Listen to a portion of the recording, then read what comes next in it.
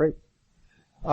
This lecture is kind of fun because it leads to what we're going to do on Tuesday, which is the hands-on in anthropometry. And I had a lot of fun when I took this course years ago, just because it gave me a sense of looking at the individual and how people do and perform, what they do based on their links, not only that, but with body size, and what that means, in terms of, design. So when we look at, anthropometry, we're looking really at the study, of the dimensions and physical characteristics, of the human body. These dimensions, are all obviously proportional. Got a little better in terms of contrast. In terms of physical characteristics, weights, volumes, centers of gravity, and also you may want to put in there in your notes, center of pressure, right? So often, the difference between you taking this class and not taking this class is that a lot of times people will refer to like center of gravity, right? Well, it turns out in terms of our body, in terms of our movement and where we are in terms of being on balance or off balance, it's really referred to as center of pressure. So we have center of pressure, inertial properties of body segments, and strengths of various muscle groups. All this ties in terms of the anthropometry side of the equation. When we look at anthropometric data, it can be obtained from published tables. However, it's very important to understand the population being described. Proper references are needed for equipment and workplace and workspace design. So if I were to ask you a question, do some critical thinking right here, I need you to go out and find some average dimensions of, let's say, a student population for designing desk, let's say computer desk, and computer workstations, that kind of thing, your computer labs, so that most of that student population will comfortably fit into those workstations and be able to perform the tasks that they have at hand. What would you do? What would be your approach?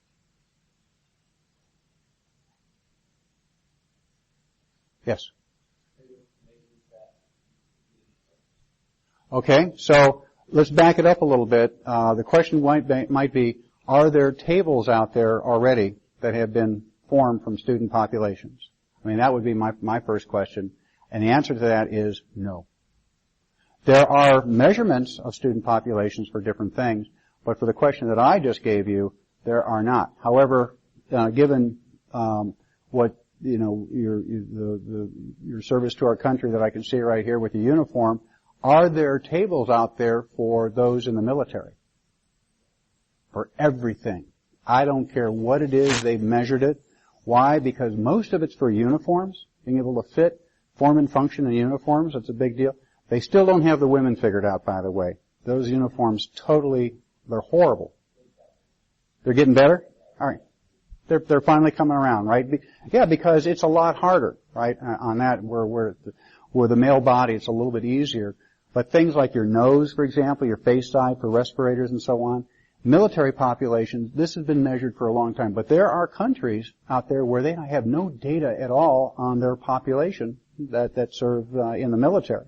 As a result of that, they get usually clothing from other sources that don't fit them very well at all, and it can be quite a mess. It reminds me, by the way, of, you'll edit this out, Mike, little point here. I did the triathlon over the weekend. No one asked me how I did. I felt really bad. But I did the triathlon over the weekend in Chicago, and the only reason I bring it up, two reasons for bringing it up. One is I finished it, yay me, and I was happy to get that done because it was hot and nasty, and I really, especially that radiant load right from the sun, it was relentless. And I felt like an ant under a microscope or under a magnifying glass. That can be really hot. So I'm doing this, but what happened is, and I was missing my wife. She was coming back from Australia, and she's usually the one who sort of fills in the blanks when my mind gets really worked up on something. And I had put all my important stuff together: the bike, the helmet, the shoes, and so on and so forth. But as you well know, that right now most people who do triathlons put on tri-suits, right? So the thing they swim in, they also bike in, they also run in and everything. So I'm up in Chicago getting myself all sorted out. It's about 10:30 at night on a Saturday. You have to rack up by 5:45 8:45 in the morning. And then when your heat is called, I was heat 33, you're out there. So my heat was called about 8:30. And I'm sitting, sorting out my stuff on my bed, okay, helmet, good. Shoes, biking shoes, good. Sunglasses, great. Sunscreen, okay. And I'm getting everything sorted. I said, something missing. I forgot my tri-suit.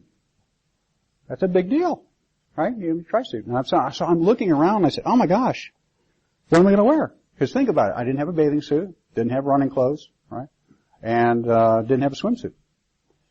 So biking, swimming, running, I'm out. I'm saying, oh my God, what to do? So what do you think I did? I had two options. Don't do the race, right? I have no clothes to race in, right? Or number two, no store, right? Because racking up was early, right? And then trying to get away at that rush hour, all those people coming into Chicago. That wasn't going to happen in terms of that gap, right? I mean, maybe Walmart or something, but it's out in the boonies, right? There's nothing downtown that's open, right? So maybe an option of doing that. My wife wasn't here to help me out because she could have been a runner for me, right? And taken care of that. And the killer part was the expo was open. Anything you wanted they had, but no, of course they were closed. So what do you think I did? I did race. I did finish. Get in the racer. Still they're closed, right? Still they're closed. And then they're out of business, right? No, didn't do that. You're a genius, I swear. What I did was I went up there in cargo pants, right? Shorts, cargo pants, shorts. And one of the ones with those big old pockets on the side, right? Does anyone here have those on? You know what I'm talking. You can put everything. You can hide people in these little pockets, right? It's amazing what these cargo pants do. That's why I think the guys like them so much. And so I had those. And I had a t-shirt. And underwear, of course. And that's it. Right? And I did have an elastic belt, so it wouldn't, swim out of my shorts. And that's what I was in. I lined up. I had a pink hat. Put the pink hat on. And there I'm standing, and all these other people were in the Clydesdales group, and they're all standing around looking. And then they're bumping each other and saying. And there I am with my cargo pants, like that, looking like I got bloomers on or something. And the horn went off, jumped in the water, and the lake level is lower this year. I don't know why, but where the dock is, where you jump into the water. And of course, the first thing I do is I crash to the rocks below and I tear up my right foot. It still hurts, by the way. And so now it's all cut and everything like that. And so now I'm forgetting about my cargo shorts, right? The horn goes off and we're all swimming. Of course, I don't know if you've ever been in triathlons before. We're clubbing each other, right? Getting out of there, swimming and so on and so forth. They're beating each other up. And you can imagine a bunch of Clydesdales. It's like wildebeest trying to cross the river with alligators, this kind of thing. And so we finally get ourselves sorted out. Well, next thing I'm thinking, well, I might be okay because a t-shirt will kind of come over the pockets. They won't fill up with water. And the bloomers, the cargo pockets will be okay, so on and so forth. No. They all decide to fill up with water and air. And my t-shirt decides to get a big old bubble in the back of it, right? So I'm looking like this man of war that escaped from the ocean, right? Bubble like this. And people are pointing like this. I can see them on the shore. Look at that. Take a picture of that thing, boom, like that. And I'm swimming along, and I said, just dragging. Finally, I come in. It's slower than I normally do for a lot of obvious reasons. But I do make that run. So now I'm up on the bike. And of course, there's a reason why there's a lot of padding down there, right, to take care of things, especially doing 26 miles on a bike, headwind in Chicago and so on. So needless to say, I'm standing up and sitting down quite a few times in these cargo shorts because there's no protection, right? So I get through all that. And then I'm out. Now I'm running. Now what happens? Because of my thighs, we get an anthropometry right here, kind of thick, right? These things decide to bunch up, right? So as I'm running, the cargo shorts are like working their way. And every about maybe 30 feet, I'm trying to drop them back down. And bunch. I say, what the heck? And then they're pointing at that. And I'm saying, oh man, a heck of a time. Anyways, I finally came in. I finished and then of course my daughter from Australia, she writes, she said, Dad didn't do as good as last year. Any issues? And I said, yeah. I said, look at the pictures. And so you can Google me and look under the Chicago Triathlon. And there I am, the finished photos in this getup. It's pretty bad. Anyways, thanks for listening to my story. It's fun. The fact that I'm still out there doing it was great. But the fact that I forgot my tri-suit was one of those things that I'm going to remember from this point on, is that always make sure you lay out all your stuff before you leave in terms of work organization. Lay out what you need before you leave the house. You got it all, okay, then you bundle it up and take it with you. So that's a thought to preserve. They also have, if you're into that kind of stuff, they have a Boilerman triathlon here. That's really pretty cool. I think it's September maybe, early October, something like that. It's over in Lafayette, a really nice lake and everything. What happened? We good? Yeah, we're good. Okay, we're back. So the whole point is, when we're dealing with anthropometry, if you will, in terms of clothing, getting back to that whole point, it really does come home when it talks about form and function, right? Do not do a triathlon in cargo pants. I can tell you that right now. Or a t-shirt, because you'll look like a man of war out there with that big old bubble. No, that's why he's here. He's editing. So there's going to be a stop point, there's going to be a start point. Why? Because I cannot imagine the YouTube community getting a hold of this. It might be one of those viral things. Listen to this guy's story, and then of course flash-ups of my running attire. I could see it. I know a couple of you are thinking out there, hey, there's our project right there, you know. So it's from tables. So there are lots of tables out there. Probably one of the most complete set of tables that I know of is from NASA. NASA has great tables. A lot of that obviously is for the space program and so on and so forth. Why? Because they had to fit people in suits to protect them from dying instantly in outer space, but also to be able to function, move around, so on and so forth. And there was a time when you had to be a certain height. They had height restrictions. You couldn't be, below, I think, 5'3". You couldn't be over, I believe, 6'5". And now they've relaxed that a little bit. But a lot of that was because of uniform requirements or protective equipment.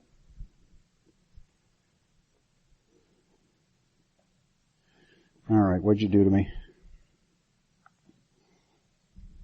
Oh my God. Maybe this will work. Okay.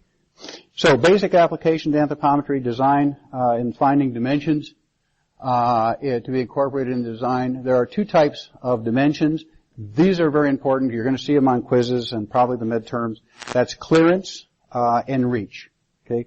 The clearance, that dimension is used to determine minimum space required for a human to perform work activities in that workspace, and reach, the dimensions, determine that maximum space allowed for humans who operate equipment in the particular workplace. So in terms of clearance and reach, where would clearance be important? To a tall person or to a small person?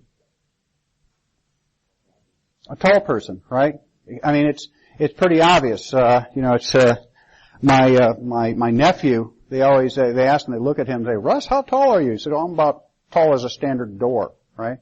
Here's a standard door. So the idea is that who determines this height, right? So you go up to the 99th percentile on males, and that's where that cutoff is. You get to basketball players and so on and so forth in the pros and even in college. And these dimensions don't apply. But this is a clearance issue, right? Being able to walk through, most of the population can walk through and back without hitting their head. So that's really important. Then reach, obviously, is important for those of less stature, right? Yadi, where'd you go? There you are. Right? How are you? Yadi, am I saying that right? Yeah. Does that mean anything? No. It doesn't. My daughters, one's Malia, and Barack Obama stole her name, by the way, for his kid. I saw that. Edit that out too. That's because I lived in Hawaii, and my daughter, we brought her to life there. And it means smooth waters. And Jamie, my second daughter, is a French spelling, Jaime. She says always, the Hispanic side is Jaime, but Jamie means to love. Right, so we always like to have some meanings to things like that. And our little dogs, we had Epo 1, Epo 2, and Epo means sweetheart, IPO. So, anyways, I thought Yadi meant something, but I think it does mean something. Somebody's got to have a meaning somewhere. It's too cool a name not to mean something. So you look at Yadi, and you look at her and say, reach would be important for her for the example that I gave on Tuesday. Do you remember what the example was? Right, being able to pull the emergency stop button on a conveyor for the chance that her hair may have gotten caught in the rollers, right? So the idea of reach for Hsci is extremely critical in order to be able to reach those dimensions. This can be controlled, so on and so forth. That's one of the reasons why you get into an automobile and you can now adjust it. You and I can get into the same car, and, depending on what it is, adjust that seat, adjust the height, even have the steering wheel telescope out, up or down, and so on, to fit you, and then I can make the adjustments and it fits me. And some of the more pricey cars now, you program all that stuff in, hit 1, okay, this is Dr. M's button, and then number 2, that's Hsci's button, everything just adjusts up for you, right? So, reach and clearance are important concepts, not only in terms of form and function, but also obviously because of health and safety.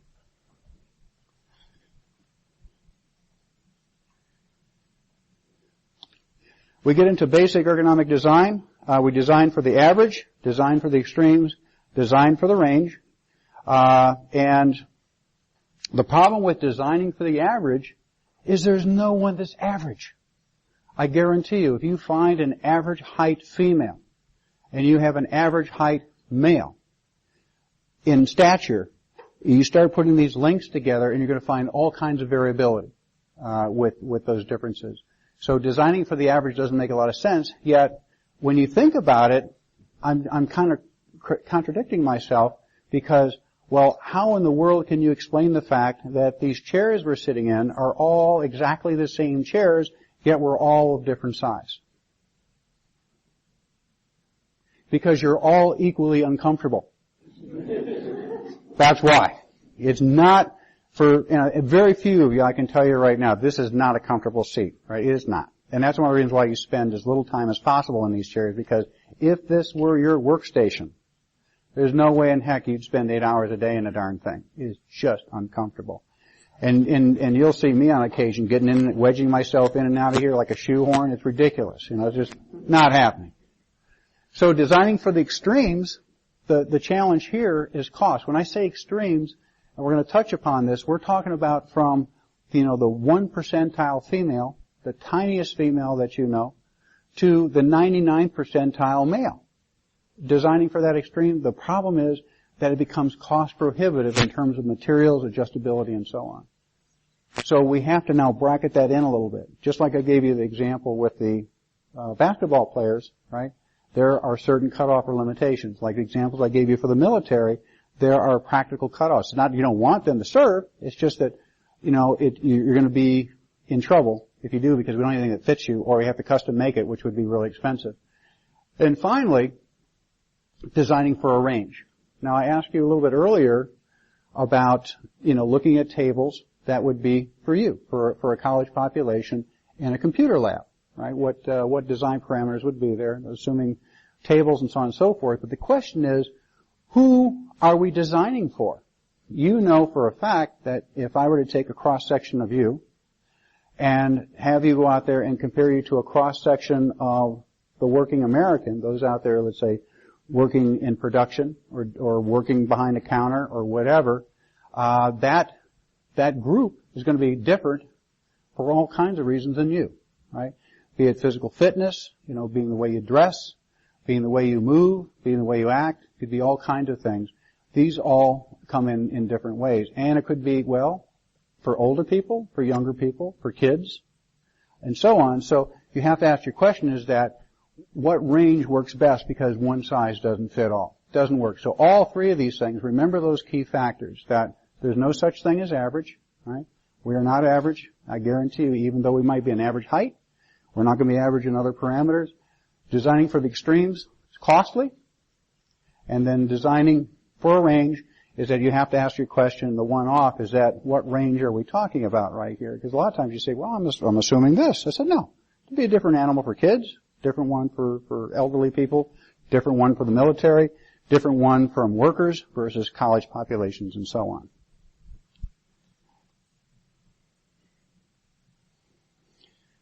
All right.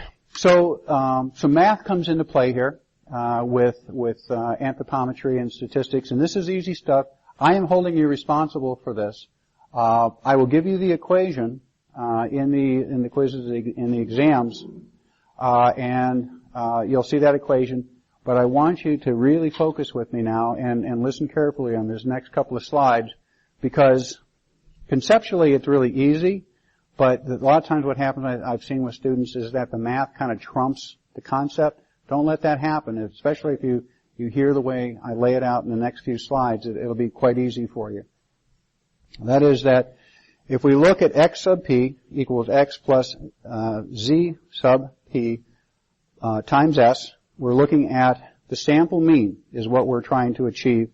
And then we're looking at the sample standard deviation, basically that variance. So, for example, Yadi and I, if we're paired up and I measure your height and you measure my height, the difference between the two, right, is going to give me my variance between the two measurements. And if we measured a bunch of people, then we start to factor in a standard deviation of that, right, in terms of what those differences are in order to come up with an outcome. So if we look at the x sub p, this is the percentile that we're interested in for that value x, or for that particular individual.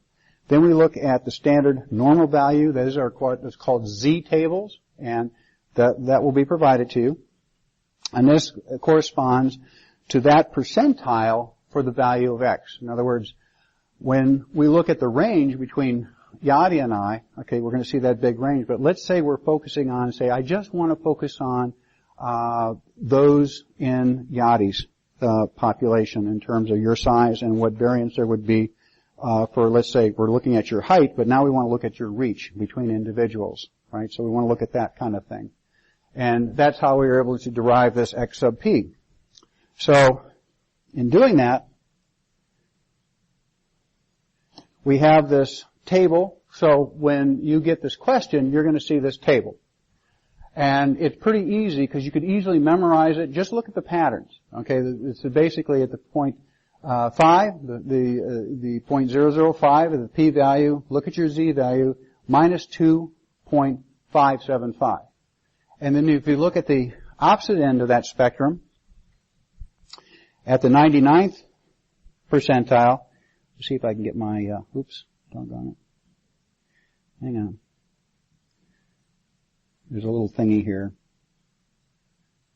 Okay, we'll just do that.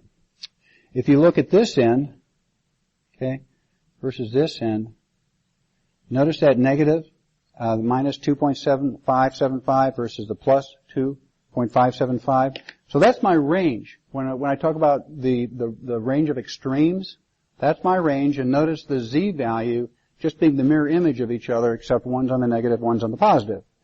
So that makes a lot of sense then. When you get up to the 50th percentile, you don't see a difference there, right? So now you just take this up to the 25th percentile here, and the 75th percentile, right, because you're now each side of that curve, right, that normal distribution, and you see the z sub p value for the 25th and the 75th percentile. Everyone with me so far? Okay.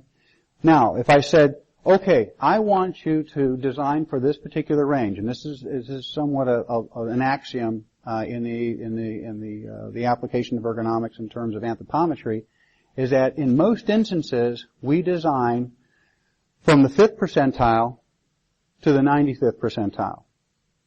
So if you do some quick math and you subtract 5 from 95, what percentage of the population are you measuring? 90% of that population. That makes sense? Freeze that in your brain, because that's going to come back later, because a lot of times people get tripped up on the 95 versus 5. You just subtract the difference between the two, and that's the range that you're looking at, right? 90% of the population. And it turns out that that really fits in within the cost parameters of design. So you're going to get questions based upon that application then from the 5th to the 95th, and lo and behold, you see that x sub, or the z sub p value at 1.645 at the 95th and minus 1.645 at the 5th percentile, right? So you'll probably see this and say, okay, give me, this is my range right here, 90% of the population, then apply these statistics based upon that mathematical expression that I showed you earlier. So make a note of that, because course, now I don't know how to...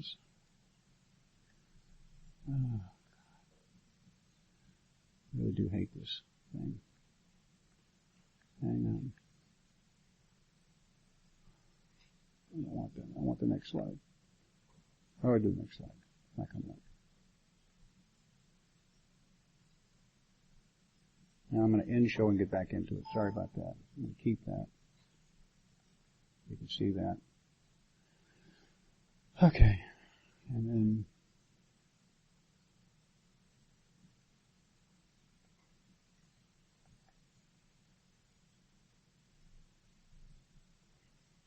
stressing me out here. Is that the next one? Okay.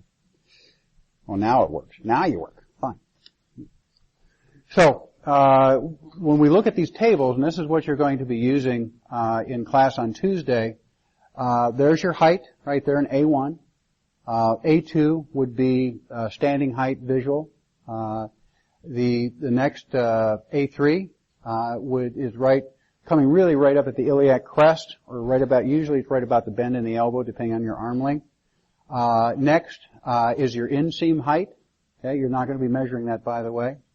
And then your ankle height and so on. But look at the seated posture up here, and this is where it gets a little bit dicey, and I want you to help me out. If I ask you, and I will be asking you a little bit later in terms of furniture design, to give me the popliteal height and give me the seat pan depth, which two numbers would they be? Would they represent? We'll do a class response on this. So take a look, and this is, of course, for the sitting person. That's to your right, as you see on the slide. Popliteal height, and I'll help you with that. Maybe you don't know what that is. It's basically the crease in the back of the knee. Okay, that's the crease in the back of the knee as your leg, upper and lower leg, are at 90 degrees.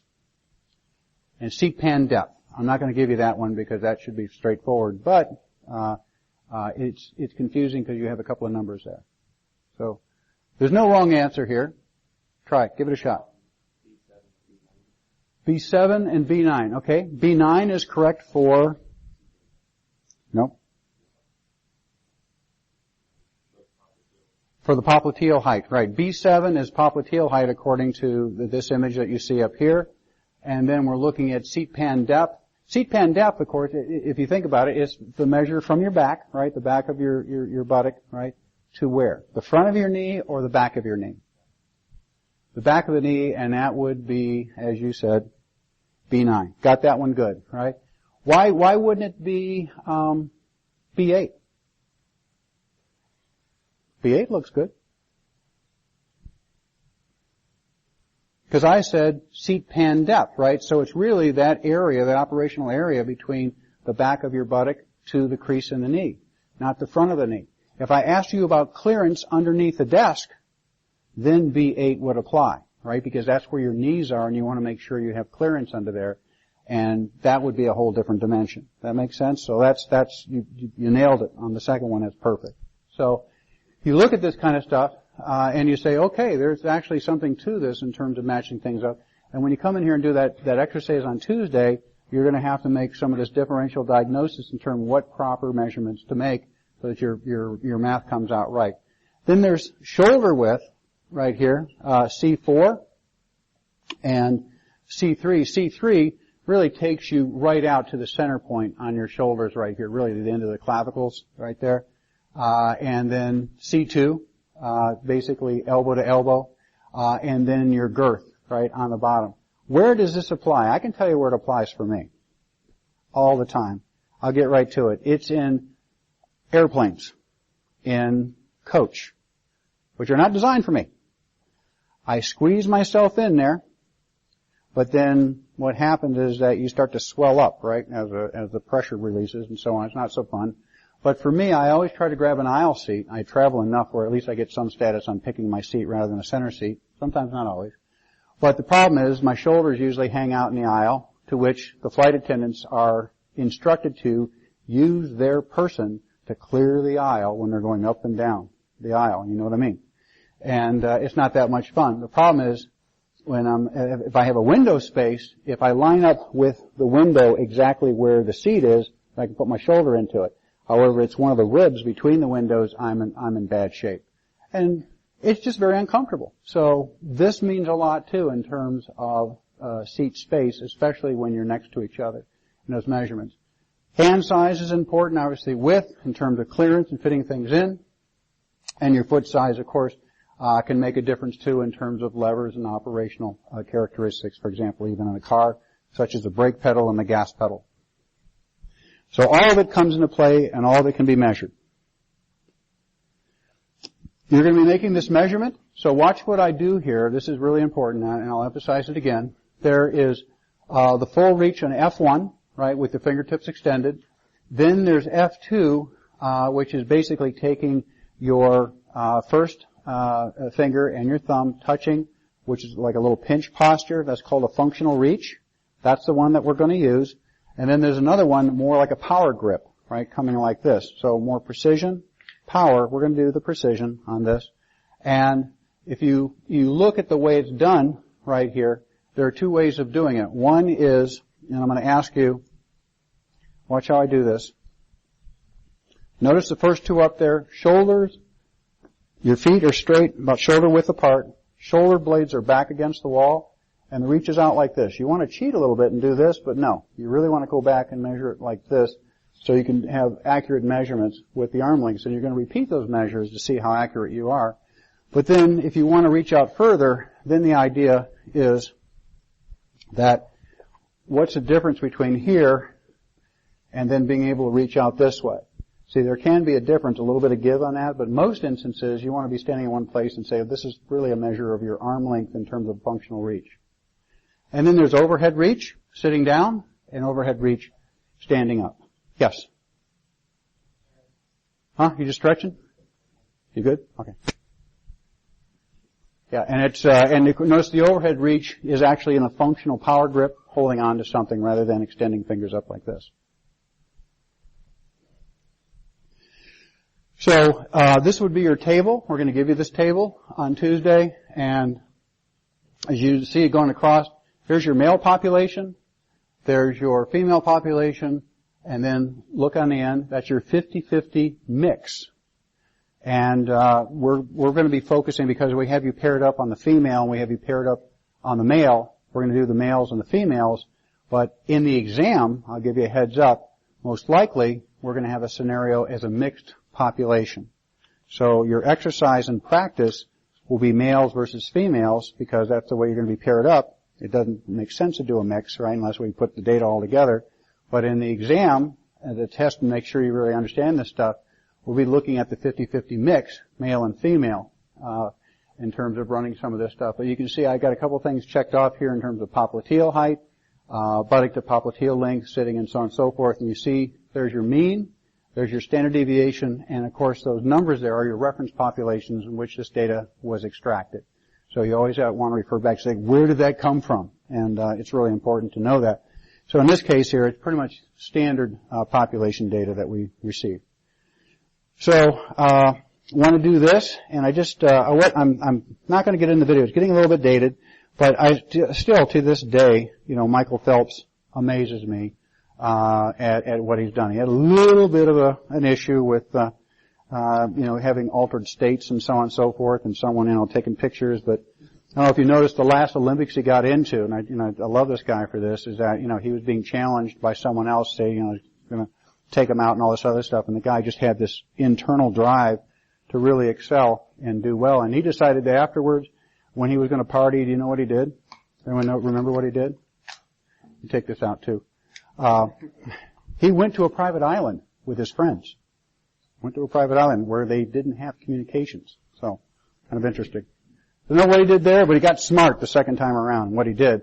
But that said, I think he and Mark Spitz, and Mark Spitz is of my younger generation, my youth at that time, the guy was amazing, and, don't know if it's going to come up. What makes him so good, because we've gone back to, there was a thing for some time, this was back in the late 1800s, early 1900s, about the shape of the face and so on and so forth as a mark of intelligence and so on and so forth. The bigger the ridge, maybe the IQ was lower and all this other stuff. And of course that was all debunked bunch of hooey. And so it came back again in looking at Michael Phelps and saying, well, you've got big feet, kind of like flipper feet, you've got this long reach and so on and so forth. You were designed to win. And in many regards, when you look at his arms extended, over 80 inches, tip to tip, and because he had a long wingspan and so on, a tall guy at 76 inches and so on and so forth, all muscle, very lean. When this guy swims, he's amazing. But it turns out that yes, he was, obviously given a body to help maybe potentiate his success in the pool. It really was driven by his relentless training and his will to win. That's really what it got it down to. Those two things. The body enabled him, but when it gets right down to it, if the guy just basically was relentless on his will to win, and the outcome is as you see it. Speaking of that, has anyone seen the Steve Jobs movie? Anyone here seen that? You got to see that. I should almost make it a class assignment. Talk about driven. All right, the guy was a freak. He really was, but a genius at the same time. This guy was so focused on what he wanted to do that if you weren't with him, get the heck out of the way. He would run you over. If you got a chance to see this movie, it's amazing because you can point to people in history who had that same kind of drive. Henry Ford is another one who reminds me of someone that no matter what, this is what their target was and this is what they were going to do. So, and of course with his loss, I think Apple is not making the progress it did when he was still around. But interesting stuff. Same thing with Michael Phelps. Let's see, hopefully I can get back there. Okay.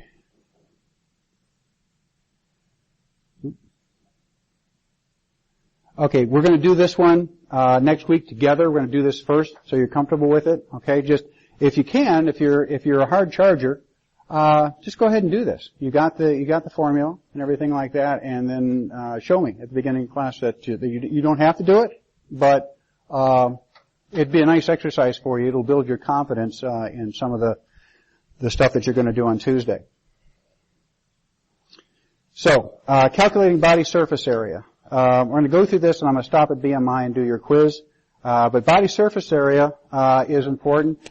I'm going to give this to you as an exam question, give you a heads up on this. But I'll give you the formula, okay?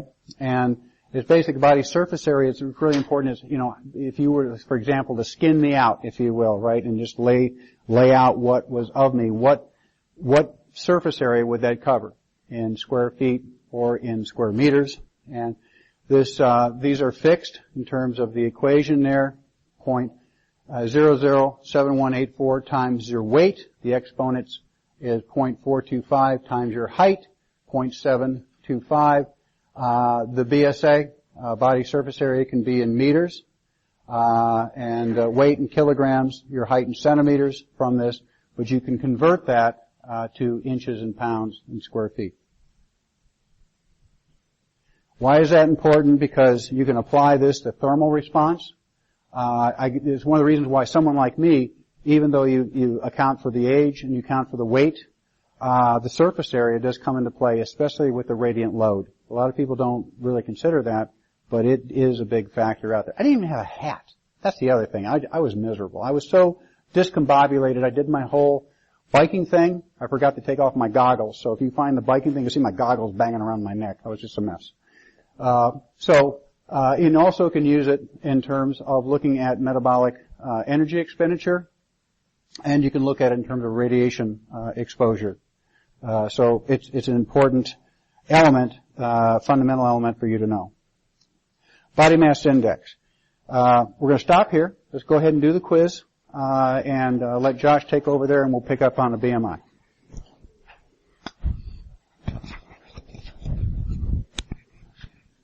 That this thing wasn't on. Yeah, I hope so. I hope not. Is it on? It is on. It should be on. Don't be afraid to jump up there and more important to get it. Hey, Dr. M. How you exit out of this again? Oh, yeah. Okay. How do you exit out? Oh, there you go. Yeah, there you go.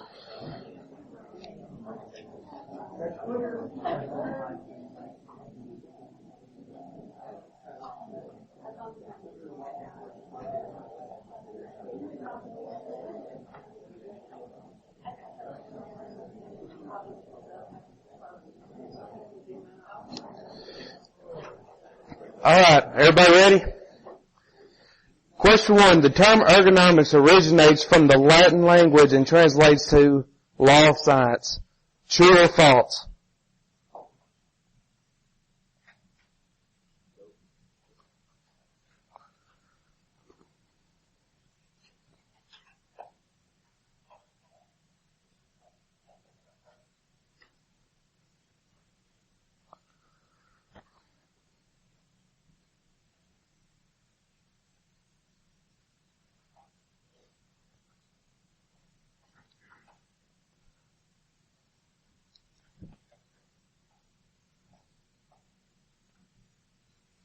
Alright.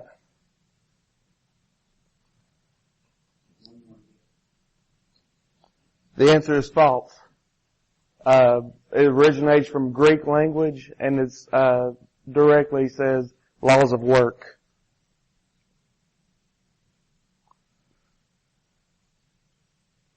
Good deal.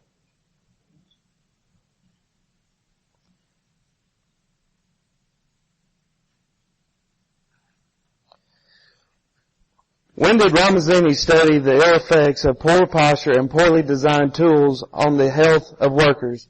Is it A, the 1600s, B, the 1700s, C, the 1800s, or D, early 20th century?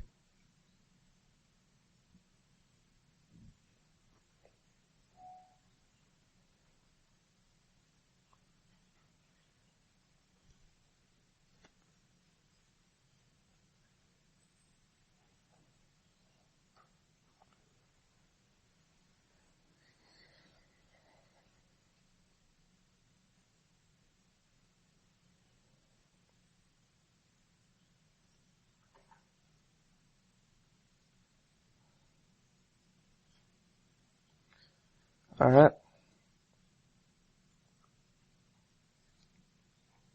The answer is the 1700s.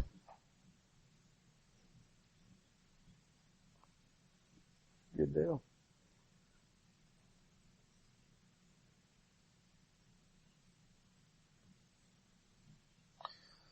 Question 3.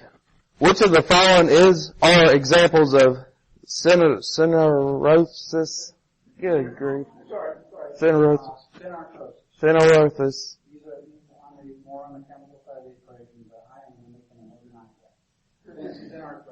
organized. Type joint articulation. Is it A, ball and socket, B, hinge, C, skull, D, A and B, or E, none of the above?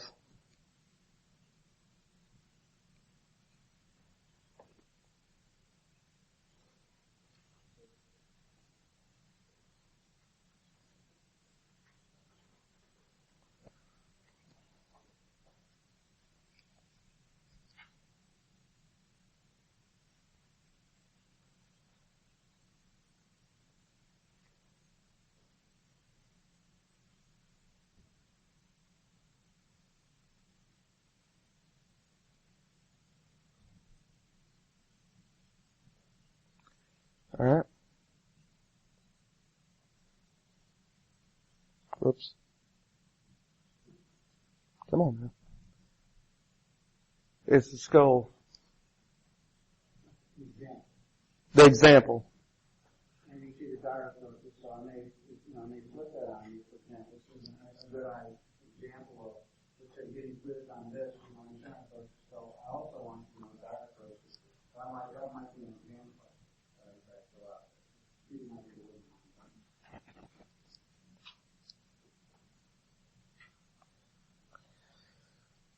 Which of the planes is depicted in this picture? Is it coronal, the frontal, the mid-sagittal, or the transverse plane?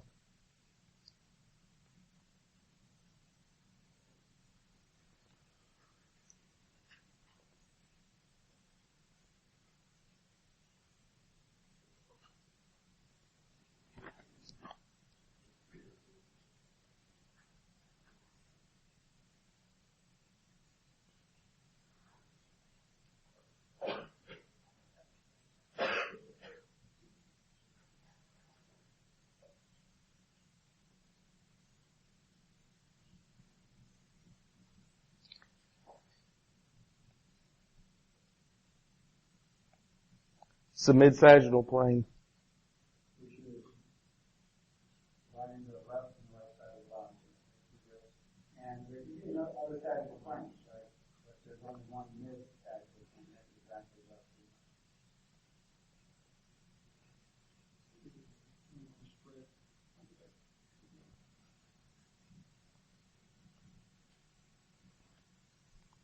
Question 5.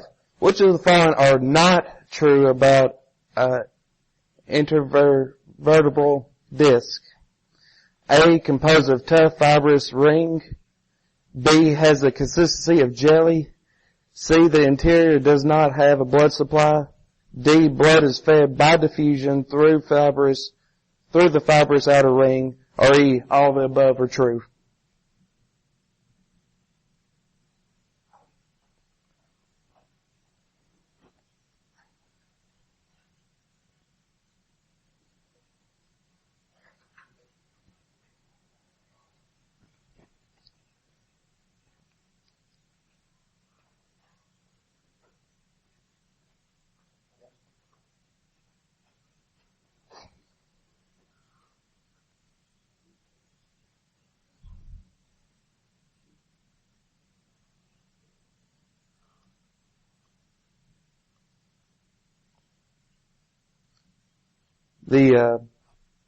The intervertebral disc is made out of crab meat, so that was the one that was false out of the group. Crab-like. Crab-like. Sorry. Do not take crab meat. Sorry. You just sacrifice somebody who's on crab meat. Like crab. Yeah. I've had a long morning this morning. Good deal.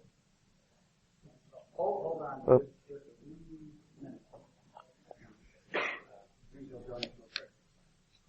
Huh? We'll get this next. Actually, go ahead next question. No, we're done. We're done? Yeah, 5 questions. We're done? Yeah. How about that? All right, good. Only messed up 3 times. So, Yeah, getting better. Is there any way to show, like, the response for all 5 questions? There may be. No.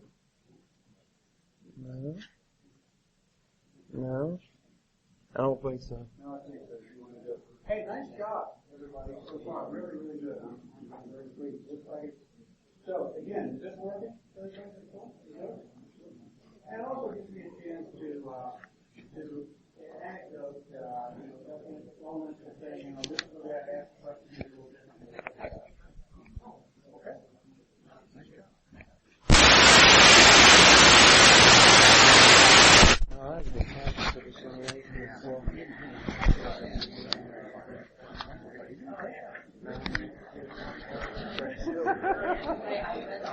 It's the language. Turn it on. I thought we were done. Yeah. You need to turn on the... Oh, just on? I turned it off because I thought we were done. Turned off the... Oh, it's on? Okay, you turned it on? Yeah.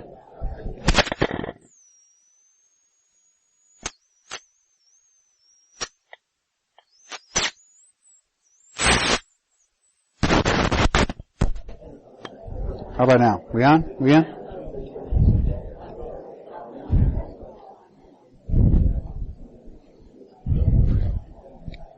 Okay. Okay, good. Thanks. All right.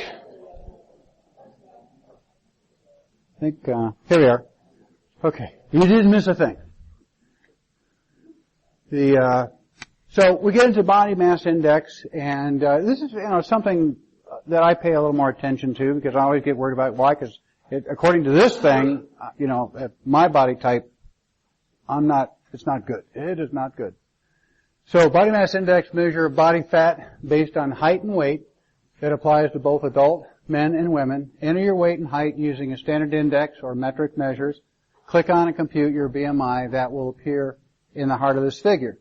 So I'm going to click on that. So hopefully it'll come up. Here are our categories. Underweight, less than 18.5%. Normal weight, 18.5 to 24.9. Overweight, 25 to 29.9. And then you're obese if you're over 30. Right? So 30 and over. So So I don't know if this is going to work or not. Mike, I might need your help here if it doesn't work. Hang on.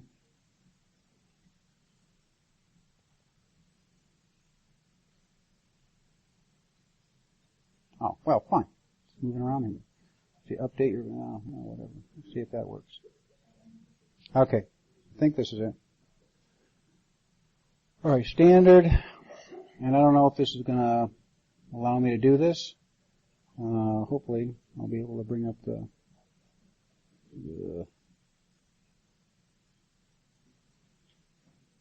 where's that little keyboard there? I want to put in 6.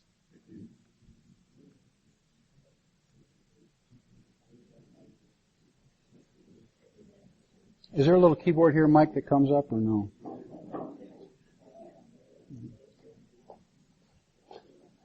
Put in 6 feet 2 inches and then put in my weight. Put in at 260. Oh, there it is. All right. 6 and 2. And then 260. Okay. All right, so there I am. Okay, that's if you look at the thanks, Mike, appreciate it. I don't know why it works for this guy. He's just got the juice. So there it is, 33.4, and it's bad. It's really bad. So according to that, but yet I just finished a triathlon. I know it wasn't pretty, but I did finish one. And I run half marathons and so on. So you can say, well, okay, here's an obese guy out there, according to this, running around doing these crazy things at his age, right? And so one of the things that comes up is that, well, is the BMI that you use right here a really good index of health risk? I say it's a guideline. It's certainly not a fine line. But there are other measures coming into play, and one of the reasons why, I enjoy, giving this class, is that, there are things that come out that basically say, well, really, there's some new data. And I'm going to show you that in just a second. So when we look at assessing risk, well, what's this all about? So remember the 33. According to this federal agency here in the guidelines, we're looking at the BMI, but they also want you to measure waist circumference, which is important, and then risk factors for diseases and conditions associated with obesity. And this is, heart attack, cancer, strokes, so on. And of course, one of the big things now that we're looking at is what's called visceral fat, right? What's visceral fat? It's not so much what you see on the outside. In fact, you see this on a lot of guys, especially people my age and a little bit younger, these pot bellies hanging out there. And it's like, well, they don't really look fat, but because of their posture, it's hanging out there. Well, what's happening is that's all that visceral fat underneath, right, pushing it out. And so it turns out that's the bad stuff. That's the really bad stuff. So not only is a weak abdomen, but it's just the visceral fat really pushing that out that they have to pay attention to. So the BMI then, as you saw, your weight and height and so on, and develop associated diseases. And then a reliable indicator, we have to ask ourselves that question. And the science is coming down, so the limits are it may overestimate body fat in athletes. So if you have an athletic kind of build, and I'm really more of a stocky, I wouldn't say athletic, but maybe more of a chunk kind of a person, rather than just kind of a fluffy person. And it may underestimate body fat in older people, right? So if you're older and you don't have, you're not keeping yourself in shape, you may actually be fatter than what's indicating. And if you have an athlete's body, it may be overestimating. So given that, we take it one step further then. And this just came up yesterday, and I'm hoping it works.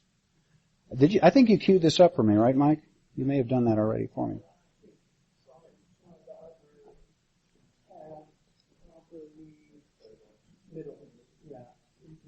This one here? That one? Go ahead, will you avoid the, that one? Oh, way up here, okay. Yeah, here we go. Oh, that one? Yeah, there we go. Alright, here's my CBS lady, I love her. She's just very thoughtful, kind lady, I think.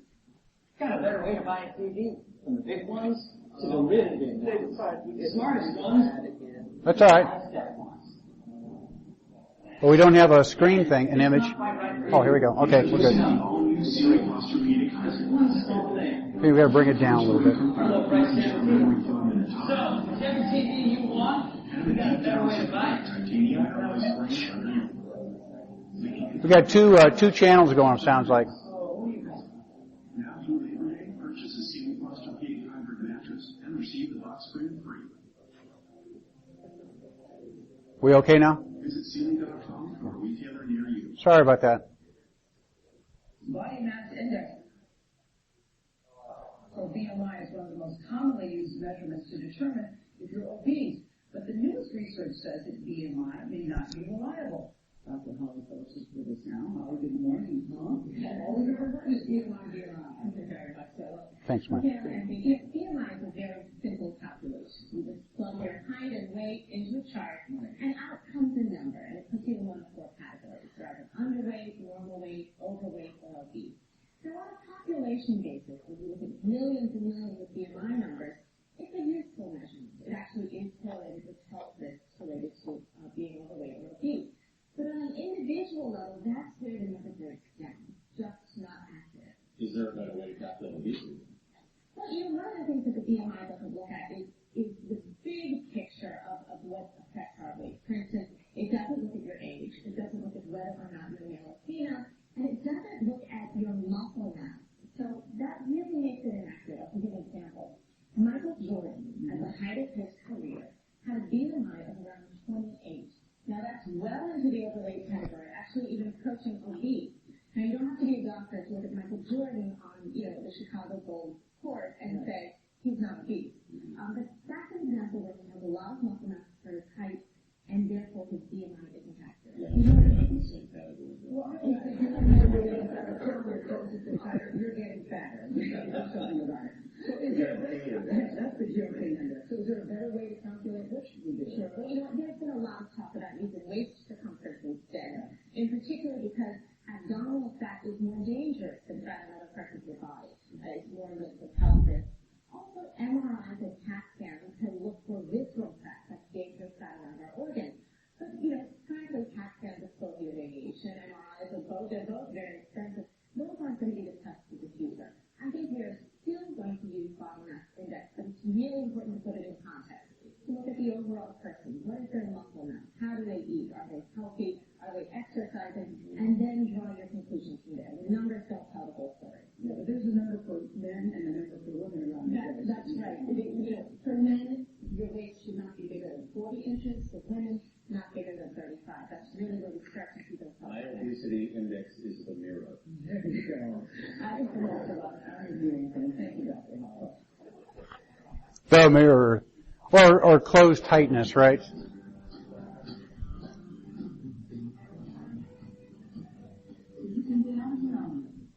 Did I kill it? Yeah. Okay, thanks. You're make me nervous here. Okay, so that's kind of fun, getting into that. So waist circumference obviously is the next thing that comes up. And determine waist circumference, this is what I'm going to test you on, because I think it's something that does hold out there. And again, you gotta be so careful. One size doesn't fit all, because if you've got someone who's, 6'10" or taller, say, like Shaq O'Neal or someone like that, a 40-inch waist or something like that may not be relevant to someone like that, but it's really that standard group that we're talking about, within that 5 to 95th percentile. So we're measuring then around your waist, the circumference, and we're looking at the abdominal fat right here, another way to predict it. And this looks for increase in waist measurement. So if you're over 40 inches in men, right, or over 35 inches in women, that may be an indicator of looking at that, including the other indicators of possible obesity. So 40 for men, 35 for women. Now it comes up, and I invite you to get it out, Mike. I've been debating about asking you this, but I'm going to ask you because you seem like a friendly enough group, and you're listening, and you seem to be having fun. And I'm starting to do the right things in terms of the quizzes.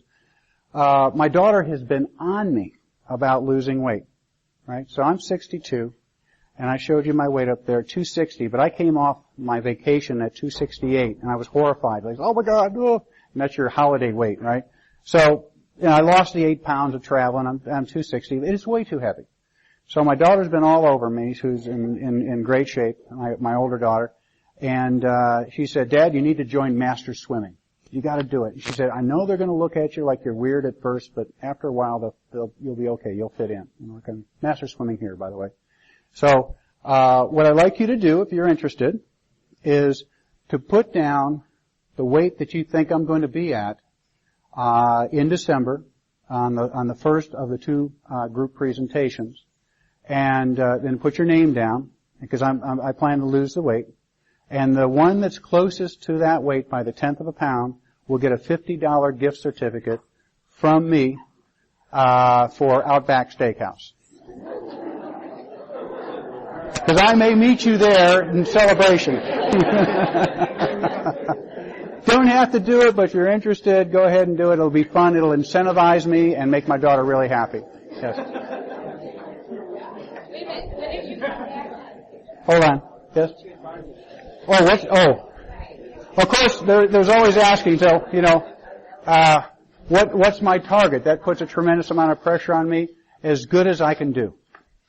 As good as I can do. All I can tell you is it's not going to go up, alright? Because I've just announced to all of you that I'm going to get my body in shape. How often do I work out? Minimum 3 times a week. 3 times a week. And I have a really smart wife that feeds me well. My sin is not bad food. My sin is too much food. Right? Eating too much.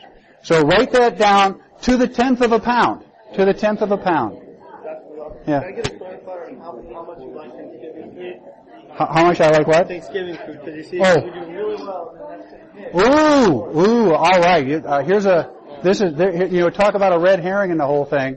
And this really comes from really smart thinking, is that can we get an indicator of how much you're going to eat over Thanksgiving? That, in many instances, I'm more stuffed than that poor turkey, right? Laying there like that, So the starting is, and then just to prove it, just to make sure that we're all on a level playing field, I'm going to bring in the weigh scale, right? Kind of like they do on The Biggest Loser. I'll be standing on the thing like, doom, doom, doom, doom, and we'll have that weight right there, okay? So we'll do that. Alright, hang on, just a couple more slides. We're almost done. A few more things. So when you look at BMI, we have the information out there. Notice that when we get into obesity, extreme obesity, now 40 plus, extremely high, and this is for risk of like type 2 diabetes, hypertension, cardiovascular disease, and so on. All these things start to kick in when we get there. And it does, I find it so interesting that in so many of the high schools that they've changed the meal plans to something more healthy. And then like yesterday on the same series they're talking about, they said that this healthy food tastes like vomit, right? It's amazing how much salt, sugar, and fat have been ingrained into our culture and into our habits. Because I love that stuff, but obviously at this stage it doesn't love me. Centers of body mass. I'm going to touch upon this on Tuesday a little bit more, but look at what basically we're looking at percentages in terms of body mass for terms of from the heart up to the top of the head, from the heart down to the torso. These are the different components of the arm and for the leg, and these percentages right here. And where these come into play is this. It's really important. You know what? I'm going to get right to the take-home point right here, so you can say what relevance is all this. This is all about. If I asked you this question from a biomechanics point of view, take Mike's backpack here, which is loaded with gold. Jesus criminy. It is. So I'm lifting like this, and I've got the weight here externally. If I flex forward right here, it's much more risky than if I'm standing up like this, right? So the reason for showing you this body mass is that when we do calculations, we have to add in this body mass because that adds to the overall stress of manual handling. So it's not only that weight, it's also the weight of the body links. Okay, that's really the whole point of this. And I'll show you how to do some of that.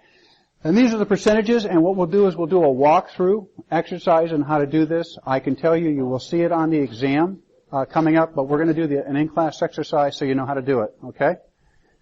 And then finally, the different links, measurement. And that really brings us to the end of the anthropometry lecture. Thank